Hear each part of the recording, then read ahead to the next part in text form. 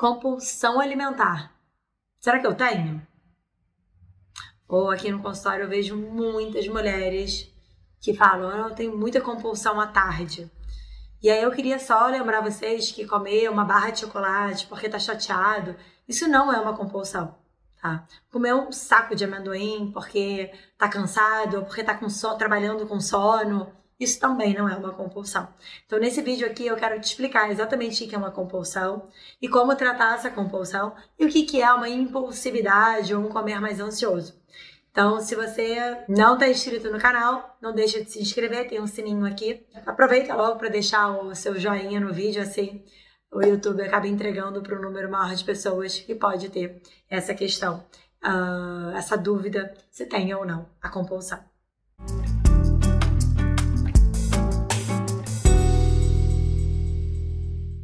Então vamos lá, gente. Comer coisas não saudáveis em algum momento do dia, mesmo numa quantidade maior, isso não caracteriza a compulsão alimentar. Mas como saber se eu tenho compulsão ou não? Então, o transtorno de compulsão alimentar ele é mais comum em mulheres do que em homens. Ele é considerado um transtorno alimentar. Ele está presente dentro do DSM-5, que é o Manual de Diagnósticos de Doenças Mentais. E muitos desses transtornos eles não estão presentes sozinhos, né? Então, uma compulsão pode estar presente junto com um transtorno de ansiedade ou com uma depressão, tá? Então, as condições de saúde mental, normalmente, nunca estão isoladas. E muitas vezes tem uma preocupação muito grande com o corpo e uma preocupação muito grande também com o tipo de alimento, com peso corporal. O DSM-5, ele define compulsão seguindo alguns critérios. Então, o primeiro deles é você consumir uma grande quantidade de comida em menos de 2 horas, uma quantidade muito maior do que outras pessoas estariam consumindo naquele mesmo intervalo de tempo.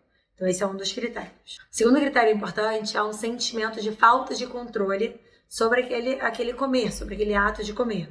E está associado a 3 ou mais desses fatores que eu vou listar aqui para você.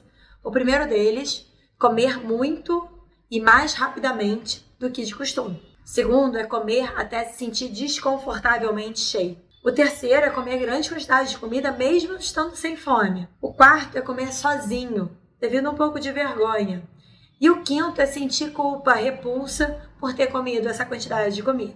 Então, para a gente caracterizar essa compulsão, ela vai ocorrer pelo menos uma vez por semana. Lógico que a gente tem graus, né, frequências diferentes e gravidade da compulsão alimentar, mas pelo menos uma vez por semana nos últimos 3 meses, para a gente caracterizar aí que existe uma periodização, uma presença com uma frequência dessa compulsão.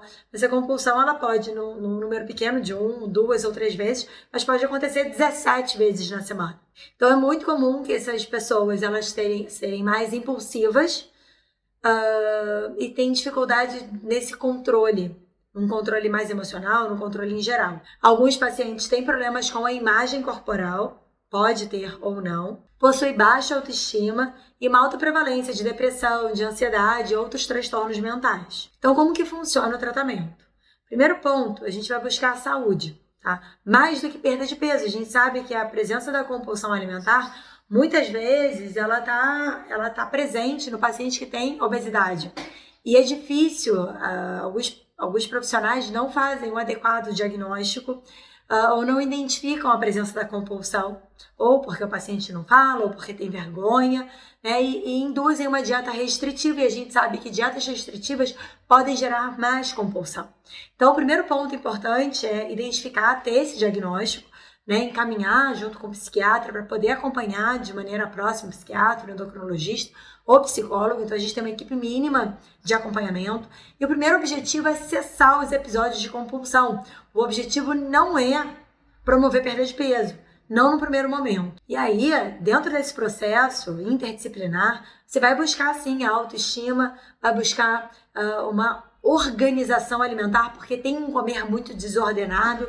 Muitas vezes essa pessoa ela tem muita restrição em um horário do dia e faz a compulsão num outro horário. Você vai precisar, dentro de sessões bem estruturadas, trabalhar com a literacia em saúde e melhorar a qualidade dessa alimentação. Tem uma meta-análise interessante, vou deixar a referência aqui para vocês, que mostra quão importante é a psicoterapia dentro do processo. E na verdade, tem alguns estudos e aí que pode desanimar alguns profissionais, mas eu estou trazendo aqui para a título de informação e de qualidade para vocês, é que muitas vezes a psicoterapia ou a terapia cognitiva comportamental não gera perda de peso. Mas o objetivo não é gerar perda de peso. O objetivo inicial é a gente diminuir os episódios de compulsão. Tá? Então não é porque não tem perda de peso que a psicoterapia não funciona. Ela funciona sim. E ela é indicada. Então qual é o papel do nutricionista? O meu papel como nutri, acompanhando a pessoa, o indivíduo que está com compulsão alimentar. Então tem uma meta-análise bem interessante que mostra que a terapia comportamental alimentar, esse nome está bem traduzido, mas trabalhar o comportamento alimentar tem um ponto importante no resultado da diminuição dos episódios de compulsão. E ajuda o paciente a responder a situações de estresse sem estar usando sempre a comida. Em relação à alimentação, qual seria uma estratégia que poderia ajudar nesses casos? Certamente não é uma dieta da moda. Então, uma dieta da moda, uma dieta restritiva, uma dieta low carb, uma dieta cetogênica, todas elas vão atrapalhar muito o processo do tratamento da compulsão. Mas o acompanhamento com o nutricionista para organizar, calcular um planejamento alimentar que tenha um bom aporte de caloria para fazer com que o paciente se sinta satisfeito, saciado, um planejamento alimentar que leve em consideração as preferências dele e você trabalha em consulta para acabar com essa mentalidade de dieta, essa visão dicotômica dos alimentos, esse pode e esse não pode, isso melhora muito o padrão alimentar dele. Então, se você quiser saber um pouco mais sobre como tratar, acompanhar o paciente com compulsão alimentar, a gente tem dentro da escola de nutrição baseada em evidência, tem uma área da escola que se chama NBE Academy, onde você tem acesso a uma série de cursos, um deles sobre comportamento alimentar. Eu tenho alguns casos clínicos ali, onde eu apresento, né, o meu acompanhamento em 16 sessões para trabalhar não só a diminuição dos episódios de compulsão, melhorar o comportamento, gerar perda de peso, né, como também a gente tem, se você não é profissional de saúde e está me assistindo, tem o método 3E, que é um método de emagrecimento baseado em evidência científica e mudança de estilo de vida, e ali eu tenho alguns encontros onde eu falo sobre compulsão alimentar, como que alguns insights para você observar o seu comportamento, ferramentas para você colocar em prática e melhorar o seu dia a dia com a alimentação e com isso gerar perda de peso. Tá bom? Vou deixar os links aqui. Eu espero que você tenha gostado do vídeo. Se ficou alguma dúvida sobre compulsão, deixa aqui na seção de comentários.